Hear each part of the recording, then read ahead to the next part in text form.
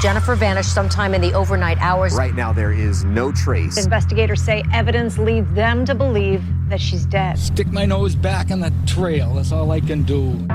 This is Already Gone. Already Gone.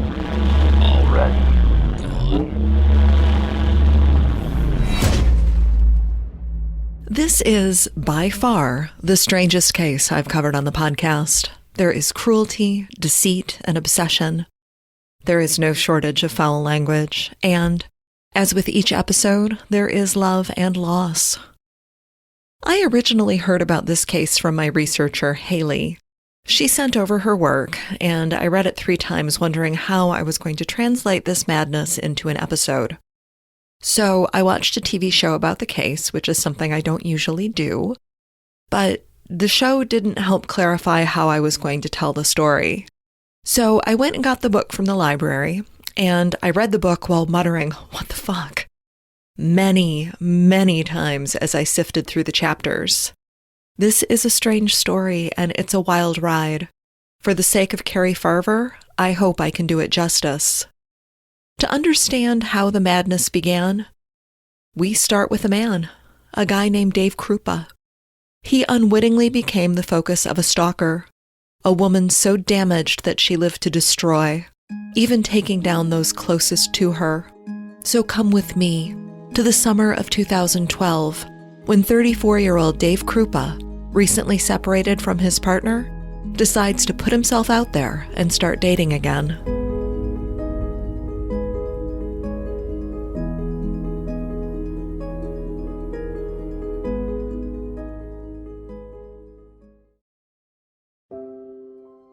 Dave is a nice-looking guy, and he's got a good job. He'd spent the last 12 years with Amy Flora, and the couple had 2 children together, kids they loved very much. While the 2 adults couldn't make their relationship work, they maintained a cordial relationship and co-parented well. Dave worked as the manager of an automotive repair shop. He put in long hours, but he made a nice living and he enjoyed the work and the team atmosphere at the shop. He always made time for his kids, and if Amy needed his help with them or the co-parenting needed a schedule change, his kids came first. It was May or June when Dave decided he'd had enough alone time, so he downloaded a couple of dating apps, and he chose Plenty of Fish to put himself out there. On the app, he was clear that he was looking for something casual and fun. He wanted a companion, but not a partner. Dave was looking to connect, but not commit. This is something plenty of users are interested in. It was on Plenty of Fish that he met Liz, a dark-haired mother of 2. They went out for coffee on their first date. There were a few more dates between them before the casual relationship became intimate. Soon they were seeing each other more frequently, but Dave was clear. The relationship between he and Liz was casual, not committed. Liz pouted. She wanted him for herself, but Dave was direct. She could do as she pleased, but he would be seeing other people. And as their relationship continued, Liz learned about Dave's ex, Amy, and Liz didn't like it. When Dave would make time to see his kids or have them for overnights, Liz would chide him for spending time with Amy. And he corrected her. He was spending time with the kids. Amy was not a factor. And this went on until the fall, when Dave met a new woman in an unexpected way. She walked into his workplace and handed him a set of keys.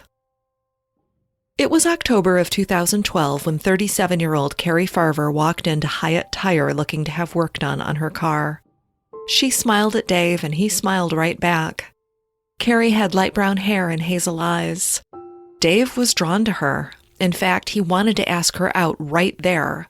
But he decided against it. He was at work. If he misread her signals, he could get in trouble, so he watched as she walked out of the shop, but he didn't forget about her. It was a week or so later when he spotted her again, this time on the Plenty of Fish dating app. There she was, the pretty lady from the tire shop. He sent her a note, saying something along the lines of, "Hey, I know you." Carrie was receptive and the pair started chatting. Their first date was dinner at Applebee's on a Monday night. He learned that she was a computer programmer and the mother of a teenaged boy. She told him she'd grown up in Macedonia, Iowa, about 30 miles outside of Omaha. The date was going well, but then Dave's phone pinged. Then it pinged again and again. Dave tried to ignore it because he didn't want to be rude to his date. But the pinging continued, so he stepped away from the table and returned a call to Liz. She was the one blowing up his phone. When she answered the phone, she said, "I need my things." And Dave said, "Look, it's not a good time." Liz responded she needed her things right now. Now, over the last few months of dating, Liz had left some clothing and cookware at Dave's place, and apparently if she didn't get it back right then, at 8 o'clock on Monday night, her life would spiral into crisis. Dave told her she had to wait until tomorrow and ended the call. He returned to the table and his date with Carrie. Things were going well. He invited her back to his place to hang out, and she agreed. But the moment they walked in the door, his phone pinged and pinged again. Then the security buzzer sounded, shrieking through the apartment. It was Liz. She was outside demanding that she be allowed to collect her things. Exasperated, Dave turned to Carrie and apologized. He said, "Look, I've got to figure this out with Liz." Carrie seemed unfazed by the strange turn of events. She suggested that he call her when things calmed down. Dave walked Carrie to the door, and Liz watched as Carrie walked outside. Then Liz hurried into his apartment to collect her very important things. As quickly as Liz appeared, she got her stuff and stomped off. The exchange took mere moments. It was barely 9 o'clock, and Dave was at his place alone. He picked up the phone and called Carrie. She was on her way back to Macedonia. The two laughed about the bizarre interaction with Liz, and Carrie suggested that he come visit. Dave didn't hesitate. He got in his car and made the drive to Macedonia and Carrie's house. Carrie's son was sleeping over at his grandparents' house that night, so they had the place to themselves. The two spent hours talking. She was direct. She said, "Look, I've had 2 failed marriages and I'm not looking for anything serious." Carrie told him she wanted someone to connect with, someone who would respect that she had her own life and her own schedule. Dave grinned. Not only was Carrie a very attractive woman, but she was also looking for the same things he wanted. Dave would later say that he felt like he hit the jackpot with Cari Farver. When he returned home, he found a long, rambling email from Liz. She wanted to know the status of their relationship. Dave was again clear with her. He liked her, he cared about her, but he was not looking for a serious relationship or a long-term commitment. Dave started hanging out with Carrie more often. She asked his advice about a car she'd purchased for her soon-to-be 16-year-old son, and he asked her for help decorating the bachelor pad he called home. At the end of their next date, Dave was just getting home when Liz called. She'd forgotten something else at his place, and he needed to bring it to her right away. Exasperated but hoping to keep her calm and out of his hair, he grabbed the item and drove to Liz's home. When she opened the door, it was clear she wanted Dave to give her more than her belongings. Dave and Liz hooked up, but it didn't change his mind about his relationship with Liz or his relationship with Carrie. He wasn't looking for a commitment. He didn't want anything serious. Liz and Carrie, they were very different people. Liz was a dark-haired mother of 2 whose given name was Shanna, and she owned a housekeeping business. Carrie, fair-haired and the mother of a teenage son, worked as a computer programmer. Dave learned that Carrie's office was close to his apartment and offered that she could stay at his place during the first week of November because she was working crazy long hours on a big project. Carrie's son, Max, would stay with her parents. The boy had a close relationship with Carrie's family. Carrie's dad was gravely ill, battling cancer. She had her hands full, and the ability to stay with Dave, so close to her office, meant that she didn't need to spend almost 2 hours a day in the car for her commute.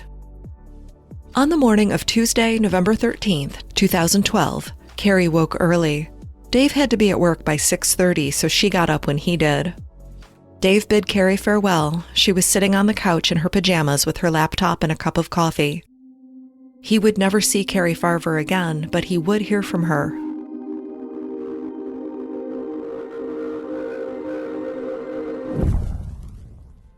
Carrie did not make it into the office on November 13th. Her coworkers, who knew Carrie as dedicated, hardworking, and dependable, were surprised.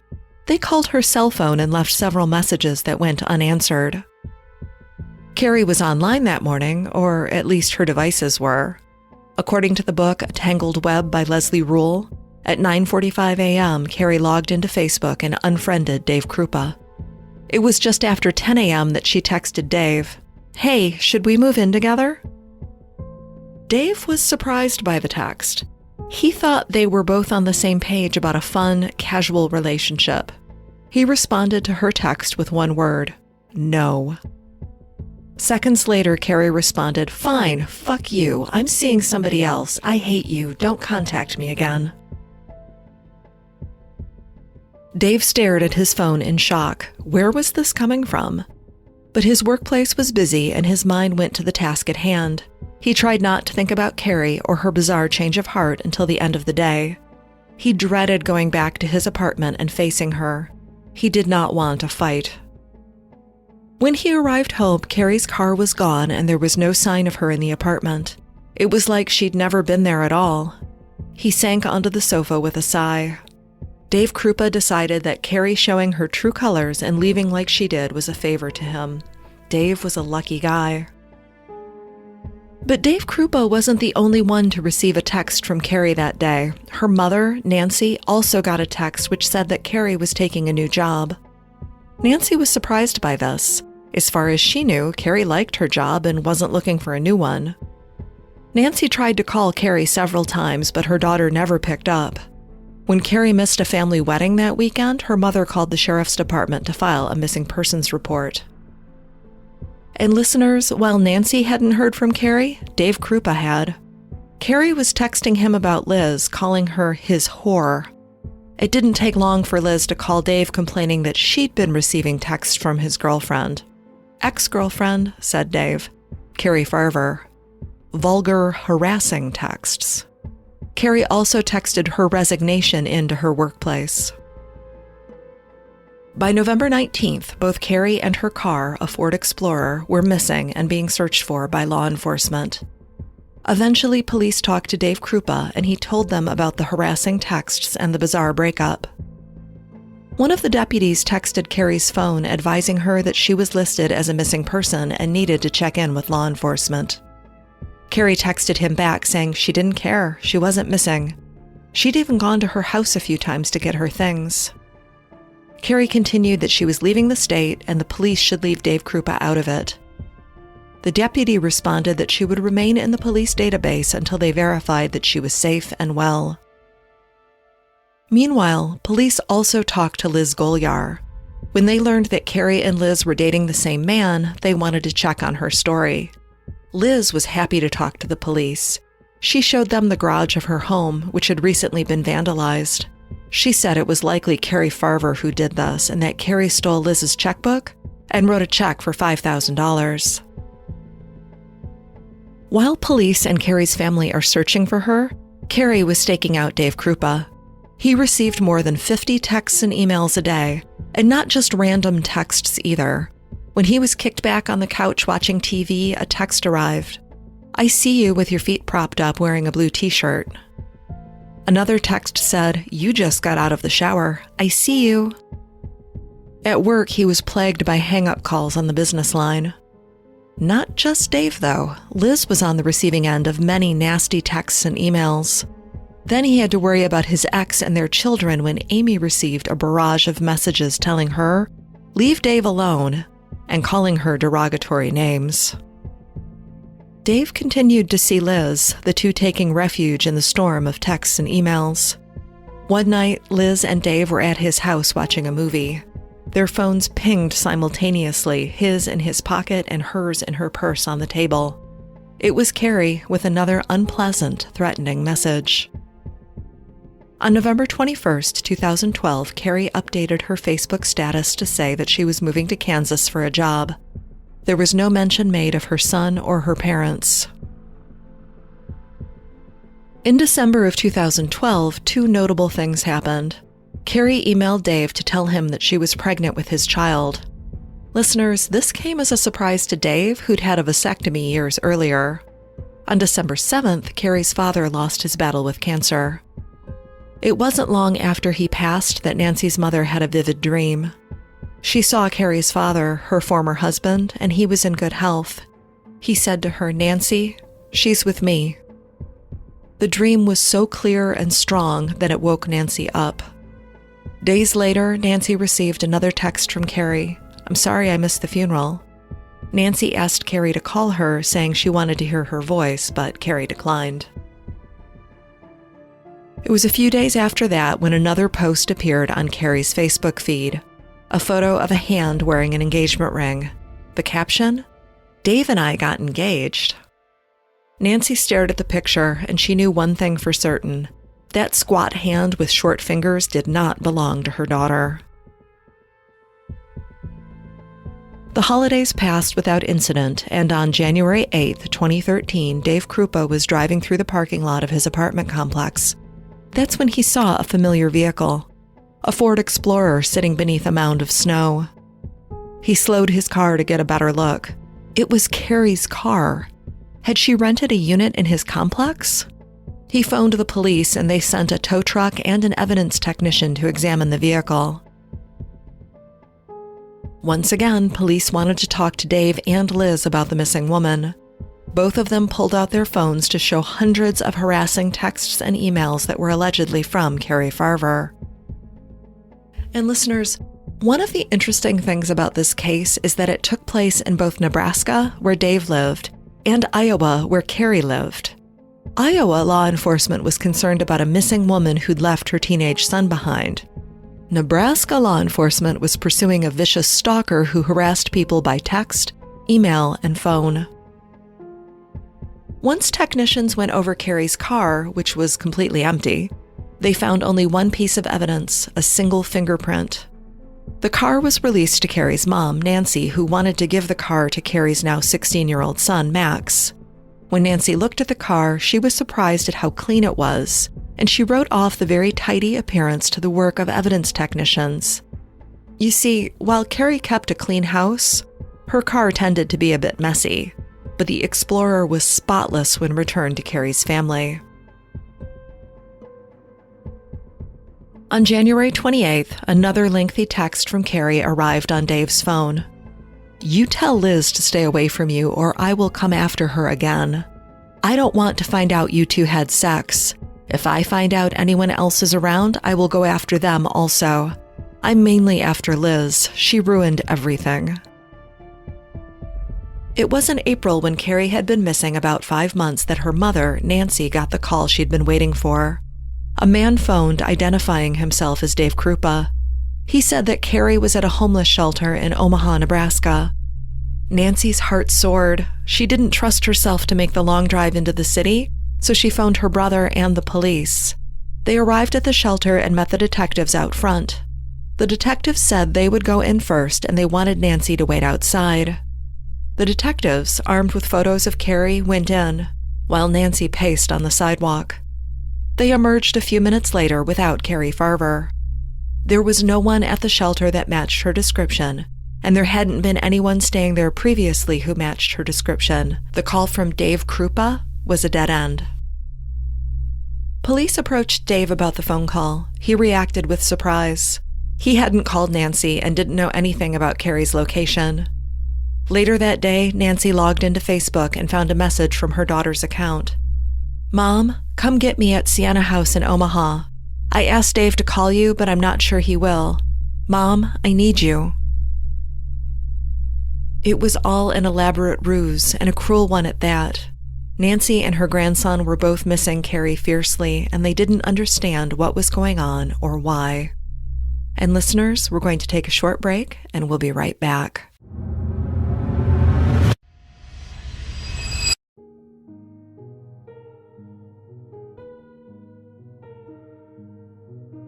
Dave Krupa's home and workplace were often the site of vandalism. One morning, he arrived at work to find that someone used neon orange spray paint to write "Dave Beats Women" on the front of the building. Thankfully, the paint was still damp, and he and some coworkers were able to scrub it away, or the incident could have cost him his job. Despite all of the harassment and nonsense from Carrie, there were still dozens of texts and emails each day. Ugly fat whore. Dave was still dating. He was still seeing Liz and still looking for women on Plenty of Fish. In May, he met a new woman, Jessica. After a few dates, they became Facebook friends. On May 10th, Jessica received a message on Facebook from Cari Farver. "So, you must be Dave's new whore. He has herpes. Watch out for him." Jessica immediately asked Dave about Carrie and about the herpes. Dave told her the truth about Carrie and that he didn't have herpes. Jessica was reassured, but the nasty messages kept coming. "I will kill you and your fucking kids. I will cut your throat while you sleep." The next morning came another message. "I know where you live, and I will come for you and your son." Jessica reported the harassment to police, which led to another message. "You dumb, stupid whore. I can find whoever I want. If you don't stop talking to Dave, I will kill you. Stay away from Dave, stupid whore." The next day, there was another message.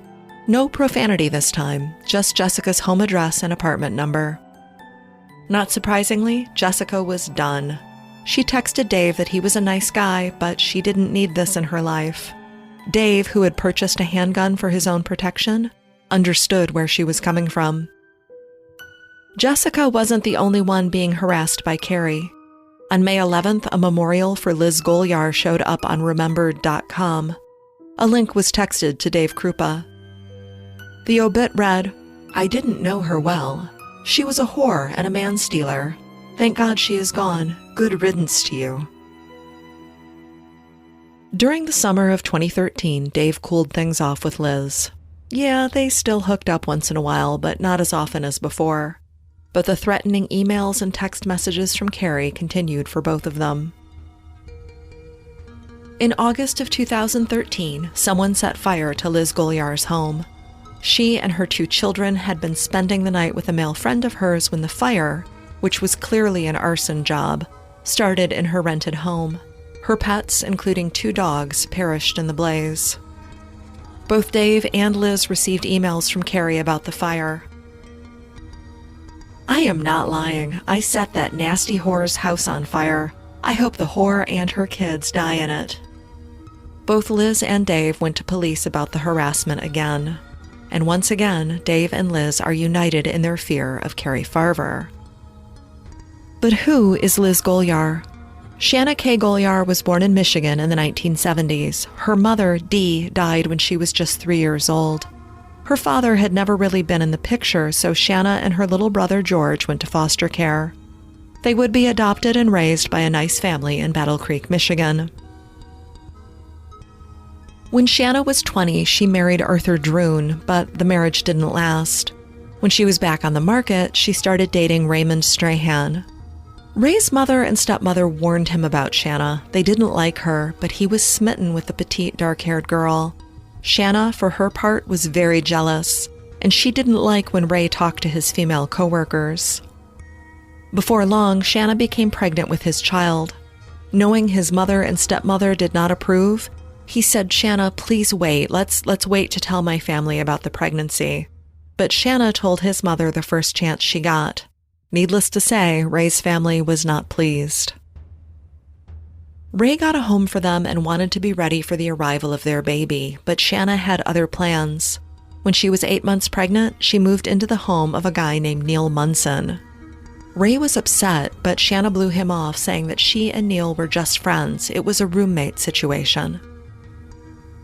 Cody Nathaniel Golyar was born August 25, 1998. Ray was instantly taken with his son, but also heartbroken because Shanna had lied. Neil wasn't her roommate, he was her boyfriend. Neil also had a baby at home, a son a few months older than Cody. And Neil came from a large family. He liked kids.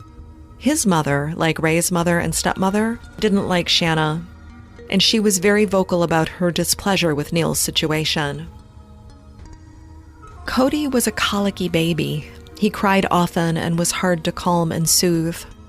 One day in January of 1999, Cody became very calm and quiet. Neil's mother, Gloria, had come by the house and noticed that Cody wasn't fussing like usual. Cody's mother, Shanna, was at work and Neil was home with the baby. When Gloria checked on Cody late that afternoon, she realized that he wasn't breathing. They called 911 and did everything they could to save the infant. Neil was crushed by what happened. He was sure he hadn't done anything unusual with the baby. He'd fed him and played with him. The baby had just been quiet all day. Neil told his mother that Shanna had called him at work the night before saying, "I dropped the baby, you need to come home." Neil came home as she requested, but Cody seemed okay, just quiet. Since Neil had been alone with Cody all day, police took him into custody and Neil admitted that he'd bounced the baby on his knee and held him up in the air to play with him. These actions were deemed close enough to the shaken baby diagnosis handed down by the coroner. Someone had harmed Cody Golyar, and Neil admitted that, yeah, it could have been him, so Neil was charged in Cody's death. The day after the death of baby Cody, a friend of Shanna's ran into her at Walmart, and Shanna was all smiles. Apparently, a couple was treating her to a new wardrobe. At Cody's funeral, Shanna showed off pictures of Neil's infant son while her own child lay nearby in a casket. After the funeral, she briefly reunited with Ray, resuming their physical relationship, but it didn't last.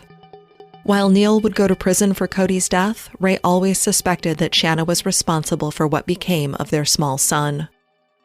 Neil would spend 8.5 years in prison for the death of Cody Golyar. Meanwhile, Shanna Liz Golyar was never even a suspect in the death of her child. As events unfold in Iowa and Nebraska, it's fair to say that Neil's conviction deserves a second look. In the February of 2015, Dave Krupa moved out of his apartment, and he moved into a new place in Omaha. This put him much closer to Amy and his children. It was also in the spring of 2015 that law enforcement really looked at Carrie's disappearance. This time, 2 detectives tackled the case. One detective investigated the case from the position of Carrie is alive and she's harassing people. The other detective looked at the case as though Carrie, who hadn't been seen in 2 years, was deceased. The 2 detectives kept coming up against the same name, Shanna Liz Golyar. In fact, the first time Shanna, aka Liz, came up was the day that Carrie went missing. Carrie sent a text message to her work. "I'm taking a job in Kansas. I'm sending someone out to you to fill my position. Her name is Shanna Golyar." Listeners, the idea that Carrie would recommend Liz, who worked as a housekeeper, for the programming job that Carrie held was ridiculous. Liz even showed up at Carrie's workplace expecting to be hired for the job, but she was not offered a position. One piece of evidence that police had was downloads of Liz and Dave's phones. This download is where police put the phones in airplane mode. They connect it to software and they download everything on the phone so it can be forensically examined.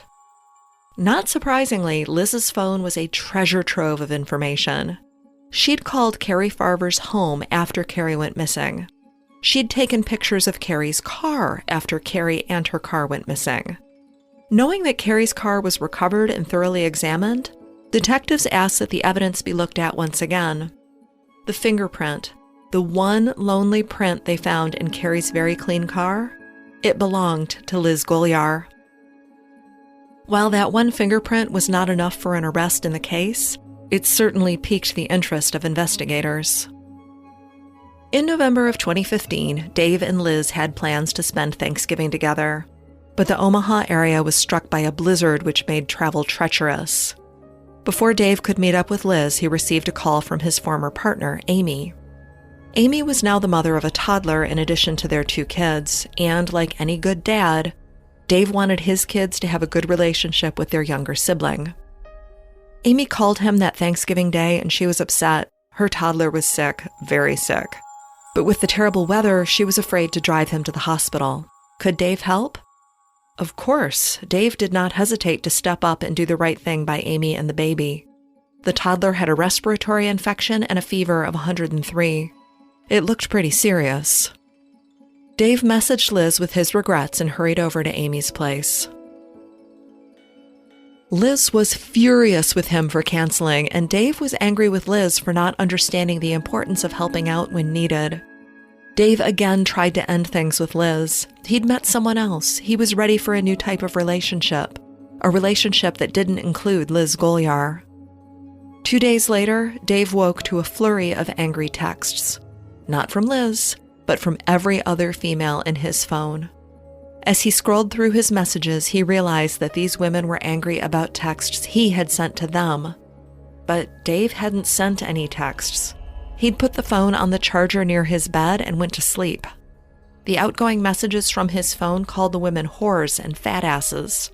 Had someone crept into his room and used his phone while he slept? On November 29th, Dave checked his bedroom closet looking for his handgun. That's when he discovered it was gone. On December 4th, Liz Golyar went to the police to report a series of harassing messages she'd received from Amy Flora. Remember, Amy is Dave Krupa's former partner and the mother of his 2 children. While filing the report, she brought up that Dave's handgun was missing, and she thought Amy could be responsible for the theft. Detective Ryan Avis, who was already suspicious of Liz Golyar because he'd searched her phone and found her fingerprint in Carrie's Ford Explorer, the detective decided to personally investigate Liz's complaint. He drove to the home Liz shared with a man we'll call Garrett. Garrett and Liz had been romantically involved at one point, but eventually she moved herself and her 2 children into his home and basically terminated the intimate part of their relationship. Their relationship is really well outlined in the Leslie Rule book, A Tangled Web. So Liz is living in his home, basically as a housemate, but not paying rent and not helping with anything. And Garrett no longer has feelings for her, but he was reluctant to force her out when she and her kids, who he actually liked, had nowhere to go. Whenever he would ask Liz for help with rent or utilities, she would claim that she was broke. During the detective's visit with Liz, he asked if he could download her phone and analyze the contents as part of the investigation. Liz agreed. He asked her about Dave's missing gun, and her demeanor changed. She became evasive. Detective Avis took notes during their conversation and felt that the case against Liz Golyar for the disappearance of Cari Farver was coming together. On December 5th, everything changed. Amy, Dave's former partner, was at home with her toddler son who was taking a nice nap. Liz Golyar was about to leave the house she shared with Garrett. In fact, she made a point of telling him that she was going to Walmart. Garrett was surprised. She usually avoided him. He responded okay to her announcement, and she departed. At 6:41 p.m., a 911 call came in. It was a woman. She cried out that she'd been shot in the leg. She was at Big Lake Park when a strange woman approached and shot at her. When officers arrived, they found Liz Golyar on the ground, bleeding from a gunshot wound. A helicopter swept across the night sky, a spotlight scanning for someone fleeing the area. Police wanted to catch her attacker. Liz told the officers that she knew who it was that attacked and shot her. It was Amy. Amy Flora shot her after saying, "So, you like fucking Dave?" Liz was transported by ambulance to the hospital as officers were dispatched to the home of Amy Flora. While Liz Golyar was bleeding from a leg wound at the park, Amy was dressed in warm, comfy clothing playing games on her iPad. She didn't think much of the knock on her door, but when she opened it, Amy found herself face-to-face with police officers who had their guns drawn. They told her that Shanna Golyar had been shot and claimed Amy was the one who did it. Amy gaped at them. She'd been home with her son all afternoon. She didn't like guns, and it took her a moment to figure out who Shanna Golyar was. Then she realized this was the woman she knew as Liz. Officers asked if they could come in and search the home. Amy agreed, but they found nothing of interest. Amy Flora hadn't shot at anyone. An officer checked her car, which was parked out front. The hood was cold. She hadn't driven anywhere recently. As Liz lay in a hospital bed, the wound to her thigh was a through and through, thankfully missing both bone and serious arteries. She was interviewed by Council Bluffs detective Coleman. He told her that Amy had been ruled out as the shooter, and Liz responded, "Are you sure? It sounded like her." Once the questioning was over, Liz placed a call to Garrett. She'd been shot. He needed to come to the hospital. Shot? He asked. How did she get shot at Walmart? Liz was annoyed, and she explained that she'd been at the park when Amy attacked her. He needed to come up and see her right away. Garrett didn't want to leave Liz's kids unattended, so he found someone to watch them and went to the hospital. When he arrived at her room, he asked if this had something to do with the Dave and Carrie thing, and Liz started to cry. He asked her why she was at the park alone at night, and she said the pain medicine was making her groggy. She needed him to get her some things from the house. When Garrett searched her room for the items she had requested, he found a laptop under her bed. The same laptop he'd lost in a burglary 2 years earlier. When he confronted her about it, she said she'd bought the laptop at a pawn shop. Crazy coincidence that it was his laptop, right? While Liz was recovering from her gunshot wound, investigator Anthony Cava was going through the download of Liz's phone. And what he found stopped him cold. He noted that Liz had registered a large number of email accounts, including 31 from Google, 9 from Yahoo, and 5 from Microsoft, all of which had a variation of Cari Farver's name. It was found that all messages sent by Carrie after her disappearance, as well as all messages sent by Amy, were linked to Liz through IP addresses and device usage. Every single email sent by Cari Farver over the last few years originated on accounts held by Liz Golyar. Cava found other interesting things in her phone, including an app that allowed her to schedule texts to arrive later. So Liz could be sitting next to Dave Krupa, and suddenly each of them would get a text supposedly from Cari Farver. By Cava's calculations, Liz spent 40 to 50 hours a week sending or scheduling texts and emails through her various devices, apps, and accounts. On December 18th, they brought Liz into the station and confided in her that they believe Amy was responsible for the shooting. They just needed more evidence to prove it. Within days, Liz was forwarding them emails from Amy, where Amy confessed to shooting Liz. Amy also confessed to setting fire to Liz's home and to the murder of Cari Farver. These emails that were allegedly written by Amy Flora were filled with spelling and grammatical errors. One email read, quote, "I attacked her with a knife. I stabbed her 3 to 4 times in chest and stomach area. I took her out and burned her." This stabbing supposedly happened in Carrie's car, the Ford Explorer that had been searched previously. So police went back to Carrie's family and requested access to the car. Remember, Carrie's son Max has been driving this car for the last year. This time, investigators dismantled the car.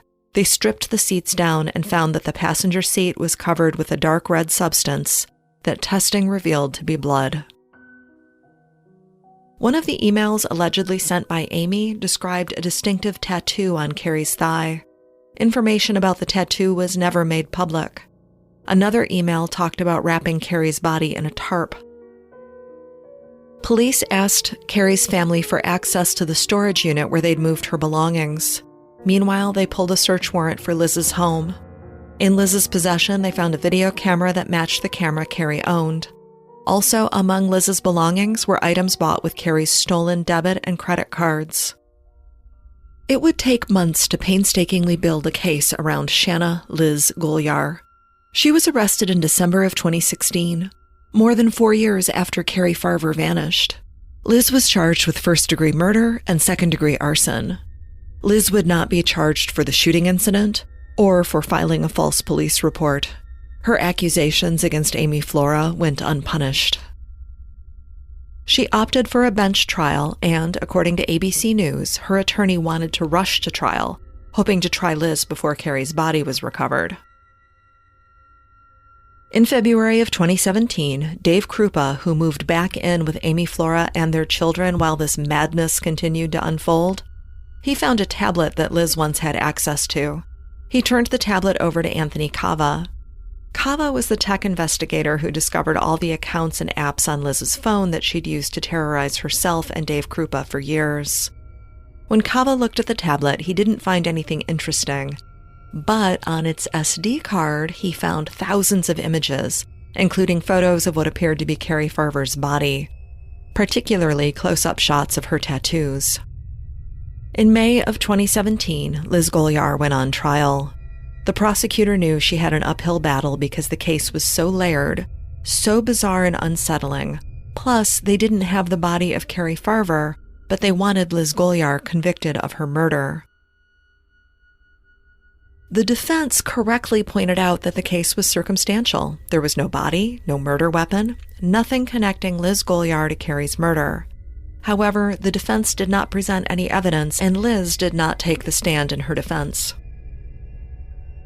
On May 24th, Shanna Liz Golyar was found guilty of both charges, and in August she was sentenced to life for first-degree murder and 18 to 20 years for arson to be served concurrently. Liz appealed the sentence, and in 2018, the Nebraska Supreme Court upheld her conviction. Liz is currently imprisoned in the Nebraska Correctional Center for Women in York, Nebraska. Her next parole hearing is November 2027. As of this writing, the body of Cari Farver has yet to be recovered. If you're interested in learning more about this case, I highly recommend you read Leslie Rule's book, A Tangled Web. There is so much information packed in there, and it was a great read. I'm Nina Instead, the writer, producer, and voice behind the Already Gone podcast. I appreciate you listening, and please, be safe.